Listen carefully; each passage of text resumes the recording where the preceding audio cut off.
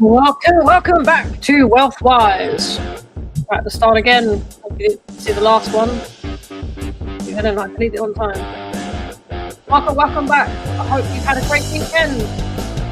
Week beginning. Smash that like, hit the subscribe button and notification bell. I do my videos quite randomly. I also do have a Telegram group as well. Link in the description below. Everything goes in there. All the updates what I'm doing on a daily basis, all going in the Telegram group. Link in the description below. Go check it out. Also have a Twitter account as well, so have a look at the Twitter account if you wish. I don't put as much on there as I would normally do. My Twitter is basically there for me to keep on top of the markets, what people are doing, and the news, basically. Well, here we go. So, BTC, what are we doing? Are we having a fake move, week beginning, as they call it? Yeah, I would say we're having a fake move, week beginning, don't you? It's pretty much been moving up in the Asia market because Asia like to start the trend. The fake trend. So what they like to do is they like to take out the weekend traders. And the weekend traders have been shorting everything pretty much. The shorts have been the most profitable over the weekend. So market makers are pretty much just going after their stop losses. And that's what they're doing now. There's a lot of liquidity sitting up here. A lot of liquidity. Like it's now increased to billions of dollars worth. So plan A, which is the yellow line here, is most likely going to occur over the course of the next week or so. Then it is for plan B, which is the red, which is the second scenario. Either way, they're likely to take out these liquidity areas here and then move their way back up because they want to build liquidity above. That's their ultimate goal. This is the year to make things pump at some point towards the end. SPX, here's the SPX trades that I've been doing. As you can see, they've moved since the last time you saw my stream. That's because, like I said, I adapt with the market. I've also changed my entry modes as well. So my entries I'm going for below previous low, which is where the liquidity is, where people are most likely to put the stop losses. So remember, they go after stop losses, they go after liquidation levels. Liquidation levels on average of 10% past, 10% below or above entries. So I've gone for the re-entry to be around here for the long.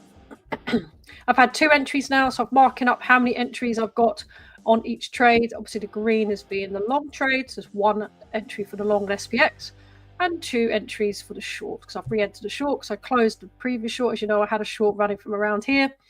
It was around these levels here, so I've taken profit. So it gave me 3 of these in a row, which had a higher lows and a higher highs, which pretty much gives you an idea that it's likely to reverse in the other direction on average.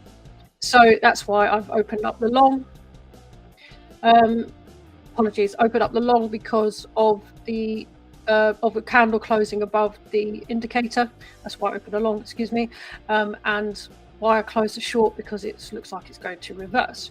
Now I opened the shorts again here, re-entered the short here because it closed below the indicator again after I closed my short and took profits, and I've re-entered it here, and it's given me a second entry because of the fake move the week beginning. That's what I believe the Asian market is doing, and in the UK market is open at the moment, and that will give us an idea of mostly around halfway through UK session or into the US session if they are going to continue the fake move and push it further, or if they are not going to do that. So we'll find out.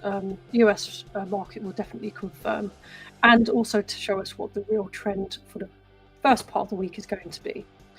What is it likely to be, in my opinion? Well, this moved up at the moment, so for me it's likely to be a down, a short. Definitely will be started to profit again. So I've taken out the shorts for the weekend, and then I'll be putting in the shorts. They want to build that liquidity levels above here, I'm sure, but that's going to take, they want to do it over time. Not going to take this out too quickly, I don't think, but it still can happen. I mean, it went halfway through it here, and then it got rejected a few weeks back. Again, went halfway through here again. Sorry, liquidation levels were built for after this candle, and it went halfway through here. Didn't quite take it all out, but there's billions more sitting here. Billions more sitting there compared to down here. So up, I do think is probable the most likely, which is plan A. and then I was this price on the sort of the plan B. I wasn't as optimistic about that. I was more optimistic about that. Right. So the SPX trade, you can see slight retrace, tiny retrace there. We'll see how it goes. This is a resistance line here for the SPX trade. There's another one slightly above weeks and weeks and weeks back, quite far back, which is the all-time high. But at the moment, this is the resistance levels in the current time. Okay, so see how it goes up here. If it hits my second entry and gives me the third entry into this trade, I'm not really that fussed because then my entry is going to be here. As you can see, the entries will rise with the price, and as long as you trade 1 to 2% of your capital, 1% of your capital, doubling up the trades every time, obviously, because you want to move that entry halfway between the re-entry and your actual and your current entry, to make it worthwhile. It's worth doubling up that trade.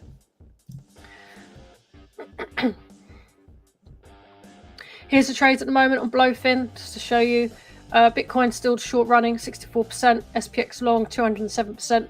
SPX short down, 274%. As you can see, as the entries have gone in, it's increased the margin, of course. UXLink long, 2 entries on that, I think, or 3 entries on that. It's 119% down. That's fine. The UXLink short is in profit, 189%. Took half margin at the 150% mark, and then just riding that.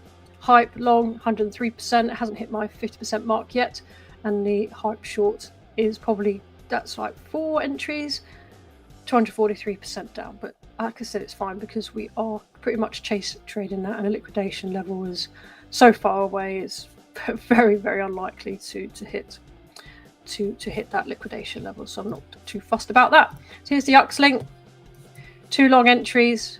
Sorry, there you are. 2 entries into the long it was actually, and 1 entry into the short. The short is still profiting.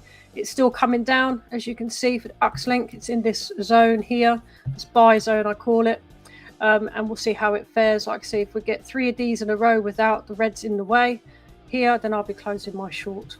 That is for sure, and then wait and see if it closes below the indicator again, and then I'll just re-enter again. This is how it works. If I'm honest with you, I'm probably not going to continue trading UXLink. I don't want to trade too many at the same time. I kind of want to reduce my crypto trades down to probably Bitcoin and one other altcoin, and that altcoin I want to trade is SPX because I like the way it moves. Although Hyperliquid, obviously that has got good moves as well, lots of volume, so maybe I'll stick with that one as well, because yeah, it's been pumping quite a lot. And look, that short almost hit my halfway mark with 3 entries. That would have been a decent return, but it didn't. As you can see, I've moved that. This would be the 4th entry up here. So if that 4th entry does hit, then the margin will be sitting at, where are you, 160, 65, $170 will be the margin there. And then my entry will move up here. You see that? If it hits here and enters the 4th trade. At the moment, Hyperliquid is hitting a resistance area as well. It's deviated above, it's come back down on it on the 1 hour, on the hourly candles. So see how it fares around this mark here. Whether I believe I'm probably going to get another entry into my short or not. It's only come close to it here, but not quite hit that there. Let me see if I can actually. It's not quite on that, is it? Where are you? There. It's down a little bit. Is that sitting on it now? It's a little bit more. See, it's not quite sitting on that. There we go. That's better. It's about more accurate then. Sorry, didn't realise it was hovering a little bit above. There we are. That's better. Gives you more of an idea. So see what it does. At the moment, it's sitting on that resistance and might turn it into support. We'll see how it goes. There's a lot of money going into Hyperliquid. Like big whales are buying this stuff up. I wouldn't buy it now. You know, it's pumped a hell of a lot. I zoom out. Change it to weekly. I mean, look at that. It's pretty much just been on. So it's 7th of April. It's just been up, up, up and away. I wouldn't be buying this. The best time to have bought this was down here or even here, maybe. But no, I wouldn't buy it up here. Everyone, you'd be crazy to even think about doing that. I'm just looking at the daily. Down, bounce. Yeah, it's had 1 move, 2 moves. It's probably its 3rd move on the daily chart. So everything runs in 3s. Market makers love their 3s. Everyone loves 3s, you know. If you read all this, like, I like to read about law stuff as well. I like to read about all sorts of things, and everything happens in 3s. Humans love the number 3. Why? Why do we love it so much? So a lot of things are written into 3s, and people like to work with 3s. Even the market makers like to work with 3s. You'll see what I mean. So it's probably on its last leg of its journey, and it should really be started to make its way down if you follow that if you follow the 3s strategy. There's also the 7s. Lucky. There's also another one on the weekly. Let's have a look. The 7s. Talk about 7 moves, 7 candles. 1, 2, 3, 4, 5, 6, 7. Retrace. 1, 2, 3. They might do another. We don't know. But it is hitting resistance. This stuff is way too overbought, as they say. People got to start taking their profits, and eventually it's got to start making its way down. So see how it fares around here. Like I said, I'm happy to continue chasing that trade, and I'll bring my entry to this level here, which is pretty much here. So as you can see, it will retrace down, and then I'll be in profit. Just have to be patient, wait, and not worry too much about your liquidation levels, because they're just miles away. Even if liquidation levels came to here, I'd still be quite happy, because it's still quite far away as far as I'm concerned. And in my opinion, this has to come down again. I mean, it came down, look, on the hourly candles. All it needs is to do that, because my entry's up here. Then I'll be taking at least 50% around this mark here, which would be perfectly in line with this. Would be like a support. You could call this a weak support, but a support area. See that? That's how we work it. Chase them, we add, we go for it. Right, US 500. What are we doing here? US 500 is also doing its bit, going up. Look at that. It's a weekly chart for the US 500 and compare it to Bitcoin. Pretty close, pretty close. They kind of start to follow each other, don't they? So traditional markets are starting to make Bitcoin a bit more traditional. I do honestly believe this is probably going to be the last year that we have crazy, crazy moves in crypto. It's getting far too mainstream. I just don't see it happening like this in the future. So it really is our last chance. Look at Hood. Hood pre-market is up a little bit. That's fine. Like I said, I am chasing the hell out of this. My next entry is up here. In fact, I might move my next entry here, which is a resistance area, which I'll be quite happy to do. But yeah, this one at the moment is sitting around this resistance here. It's come down below it. It's back above it. We'll see how it fares. Is this still going to be a resistance on the daily? Is it going to be a support on the daily? Zoom out to the week, and it's acting as resistance on the weekly candle. It's good. I like that. I mean, look at this. You know, it can't keep going up forever. We've got some nice gaps below that it does really need to come down to. At least this one here. I'm quite happy to take that out in this support area here. If it comes down to here, that's fine. I'll definitely probably come out of that trade, and then look at seeing how it fares around this zone here. And ride it back up again. That's Robinhood on the Nasdaq. Silver is up after this weekend.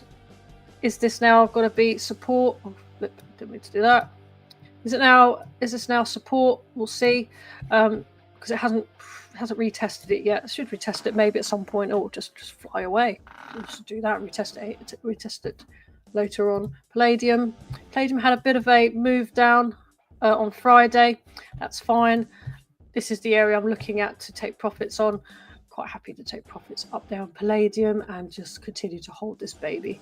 So I think Palladium has got to do a gold run at some point, and we need to make sure that we are definitely in there nice and early, because look, it's pretty much at the bottom. I quite happily take profits up here, re-enter, I don't care, because the potential of the movements is quite good. Like with gold, I mean, look, here, pretty much these levels, which is more than double the price where it is now on a 5x leverage. That's pretty good, pretty nice returns in my personal opinion. So Palladium, I'm holding on to that baby, that is for sure. China Automotive Systems closed green on Friday, slightly down, but green as far as I'm concerned. It's made a higher high here, so I'm pretty happy with that. So we'll see how it fares. I'm still looking at taking profits here if I can, and then riding it up to the $9 area, because I think it's a lot of money with China at the moment, and the US. Funny enough, they talk about all these tariff wars, but I think it's just smoke and mirrors to start pumping some markets behind people's backs, so you don't actually see it coming. How are we doing with the Japan? Japan's up a little bit here. QQQ pre-market is up. I see it probably coming back up to this level up here of resistance. See how it fares around this area here. I'll mark it for you in a circle. And then probably come back down to here, likely. See what it does. Keep an eye on that. Right.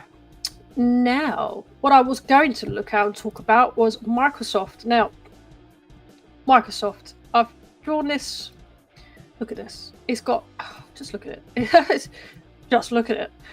This is on a daily. Look at this big gap here. So it pumped Wednesday, the 30th of April to 1st of May, and it hasn't come down to close. There's a small gap here.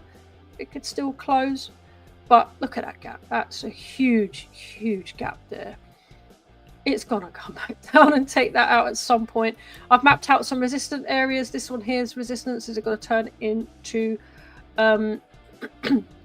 support? But this is definitely the main resistance on the, which I've drawn out, is the parallel channel. I love parallel channels. Top, bottom. Look at that. Top, bottom. Yeah, look at that. So I am personally going to see how it reacts in this area here, and then how it reacts up here, and I would definitely be shorting this. If it hits this area here, doesn't stay above it, I'm going to short the hell out of this and bring it down, possibly take my profits around this level here, which is a support zone between these levels here, or ride it down to the bottom of the channel. It doesn't always hit the bottom of the channel, as you can see, more likely to hit support areas that's been mapped out. So yeah, so I'm definitely got to be keeping an eye on Microsoft over the course of the coming weeks or days. We'll see what it does. Yeah, I've put this out in the Telegram group, link in the description below, if you want to keep on top of everything I'm doing and everything I'm looking at. Obviously, we were looking at deck in the last few days, last weeks and stuff. This is the zone here I'm looking at, where I probably would like to long this, because there's a nice big gap here that still hasn't been filled yet.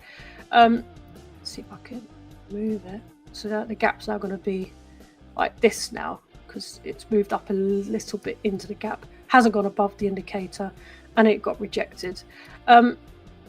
These levels here, ultimately I'd long it from here, 83.95, between 83.95 and 93.72. I'd like to long it in this zone here. So keep an eye on deck.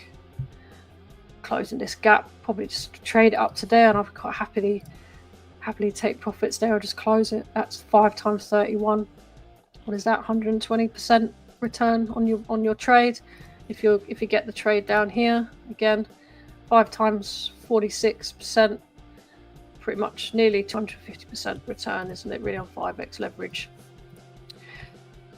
We're also looking at into watching it here. It's rejecting. See what it does in this area zone here. Will it come back below this line? If it does, then yeah, that would be a nice short. This is now, get rid of that because that was a support area. But look at this gap here. Nice gap. Yeah, going to come down and take that gap out. And if you shorted it from here down to here, that's 50% return. I mean, you get 50% returns in most places. You just don't, do you? Well, now let's see what the UK Financial Times is talking about. Let's see. Dollar sinks to 3-year low on Trump tariff threat. Listen, yeah. When the dollar is down, people are buying. That means the dollars are going into risk-on assets. It's a good thing. Yet the news makes it out to be a bad thing. Remember that. Just remember that. Keep your wits about you. The news is rubbish. It's bull. Absolute bull. It's there to scare you out of the market. It's there to FOMO you into the market. This is rubbish. You know, let's have a look at the Dixie. Where are you, Dixie?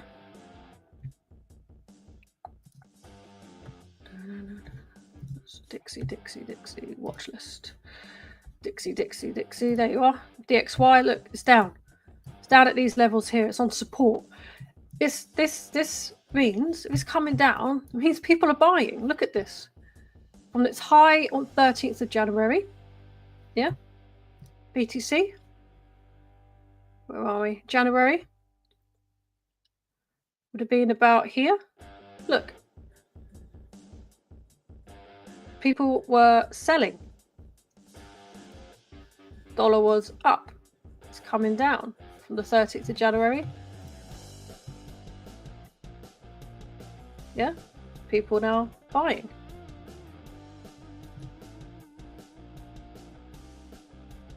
Yeah. So when the dollar's coming down, people are buying risk on assets. It's most likely it's delayed for BTC. That's fine. BTC has its own sort of volatility, but still, it still follows in that direction. BTC is up. Dixie is down. People buying. If you compare it to the S&P 500, where are we? 13th of January. Yeah, the Dixie came down. So did the S&P 500, but then it shoot back up again. And the Dixie is still going down. Yep, deploying their dollars. Yes, it's a dollar value, so the dollar value could also affect it, push it down. But if the dollar's going down, people are buying. People are buying stuff. We won't always know exactly what they're buying, but they're buying stuff. What else have we got on here? Forex bank accuses Fitch of erroneous view over exposure to losses. African lender denies it can be drawn into debt restructurings. After rate agency cites. Higher solvency risks. Yeah, whatever. What history tells us about the impact of an oil price jolt. Effects of anything short of a major disruption in Middle East output are likely to be contained. Obviously, this could affect the the oil prices. Got oil in here. Here we are. Got US oil prices. Look, it did shoot up very, very quickly over the course of the weekend. It says. And now it's started to retrace because they've got over themselves pretty much. Gold is up. Still quite high. Look at that. It's just, I love gold. The euro to the dollar is up. Great British pound to the dollar is up. US dollars to Japan. Yen is down. Remember, I shorted this. So it looks like it might retrace back up again. I'm not gonna trade that. Right, sorry. I've kind of gone off a little bit off topic. Fretting of IPO market share is just atavistic mercantilism. Don't know what that means. Silver platinum price is sour as investors seek gold alternatives. Now this is a good piece of news, but look where it is. It's like it's not even mentioning the big news. The big news is what people's eyes are attention to, which is look at this. That's what they want you to see. That's what they want you to look at, and they want you to panic so you sell everything. But if you sell everything and they just buy it up, and then they sell it to you at a higher price. Come on, you've got to think. Use your brain. This is down here is like it's hard. You don't even see it. You know. Look at the smaller ones. Gold overtakes euro as global reserve asset. Yes, it has. It has. But look where it's sitting in the small print. So they can say that they are balanced and not. So they can say they're balanced and not trying to propaganda you, but they're always propagandering you because the big news is what people see, and that's what they're going to look at. Bitcoin price volatility signal goes off. Is a surge ahead? Get people to FOMO in. They want to take that money, and then they want to drop it down again just to take you back out. Let's close that. Metaplanet overtakes Coinbase with 10k Bitcoin. Metaplanet. Should we have a look at this meta planet? Shall we? Let's have a look. Meta planet. Stock OTC. Looks like this might be the one. Let's have a look at you. Oh, look at that. On the weekly, it's had a pump. It's relatively new. Relatively new company by the looks of things. Lots of daily gaps. Daily gap here. Daily gap here and a daily gap there. Interesting. Keep an eye. Maybe keep this on a watch list. Meta Planet. Small print. Small print. Small print. That's the news you want to look at. Big news is this is rubbish. Interesting. Let's see what that does. We do some drawings. So here. That's crazy. Over here. Yeah. Let's do a channel. What's a channel gonna look like? It's a low, small channel. Let's get rid of that. And put your trend coming down. Interesting. Let's see what this does around this area here. If it goes above that, I might go back to the top of this channel. I'll move that to there. Will it hit there? So it got rejected massively. This is probably a gap here, actually. What would that gap be on? 12-hour gap? No. 8-hour gap? No. 4-hour gap? No, there is a gap here, definitely. But where is it on the 3 hours? Oh, getting close, see? 3 hours. Is it a 2-hour gap? Is it a 1-hour gap? There is a gap there. 19:30 to the next day. So from Wednesday 21st of May to the 22nd, there is a gap here. It's a small one though. And it hasn't cleared it.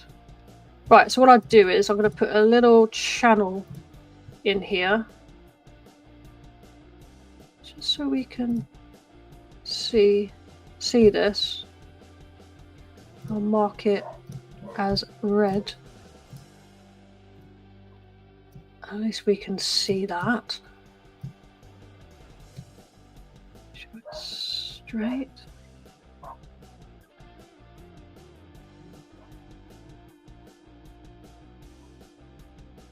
There we go. So we can see that gap now. Let's go back to the daily. And there we have it. It could go up here. If it does, that could be a nice short. Obviously it's pumped far too much. And this is obviously its all-time high. Let's put in the lines there. This is how you map things out. This is great, guys, girls, and everyone else. This is great mapping. Put it red so that it shows that it's an all-time high resistance level for Meta Planet. We've got that gap here. Even more accurate. There we go. There's our gap. Well, I'll make sure that we can see. FVG stands for. Oh shit! Thank goodness. Do you know what it stands for? Do you know what it stands for? It stands for fair value gap. Fair value gap. And a fair value gaps is what they leave behind for you to look at, and they'll come back for it later on. And these are trap traders here as well, so they're going to come back, likely to come back up for this. Let's do some drawings. I love this. I love charting. Do some drawings, take this out, and then maybe come down, retest this line, and it could get a little bit of FOMO. We'll see what it does. Possibility. to retest here, maybe. Could do. Retest here, change this to green. Change this to green. Might have to redo that line actually. Take this out, come down here, retest, and then boom.